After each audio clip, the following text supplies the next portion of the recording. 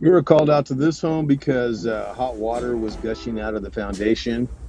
This house has a bunch of tile on the floor, and so nobody wanted to break out that floor, and I don't blame them.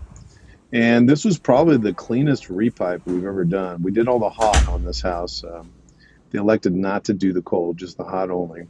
That area there had already been remodeled, so that there was already copper pipe over there overhead. And then here, this was a little tricky, not too bad though. We had to pull the dishwasher, drill down from the attic, and then fish that pipe down this wall. And then we just ran it through the back of the cabinet. You'll see here, nice and high. You don't really notice it.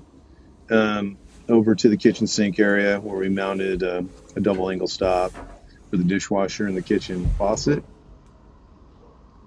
It turned out pretty clean. I mean, you really don't notice it, and it really saves, by not having to jackhammer that floor. I'll show you here in a minute where the leak was located. So our leak detection equipment found it right here, and that tile runs basically in the whole house. So we did a hot water reroute through the attic. Attic was a little tight, but we were able to get there. Now, just so we looked at, we had squares cut like this, and then we were able to fish the pipes down the wall. And you'll see here where we got into the hall bathroom, and we were able to do that lavatory basin. So it has a back on the cabinet. Really didn't want to get into that, so we just went to the back side of this wall in the master bedroom, took out that little piece of drywall, was able to fish that pipe down there and replace it. That was the attic space in there on the right. Here's a double vanity. Now, this is up against an eave, and so we're still able, with the roof line being so high, to drill down.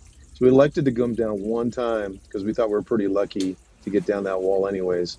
And then we just teed behind the counter there, slid those drawers back in, and they really didn't have to patch that if they didn't want to.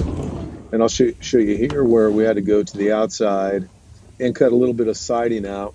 Now, I did save the pieces of siding so that the homeowner could, if he wanted to caulk them back in, he could. Or you can just put an access panel there so you can get your control valve. And that soft copper was already there, so we just had to tie onto that. That's pretty much it.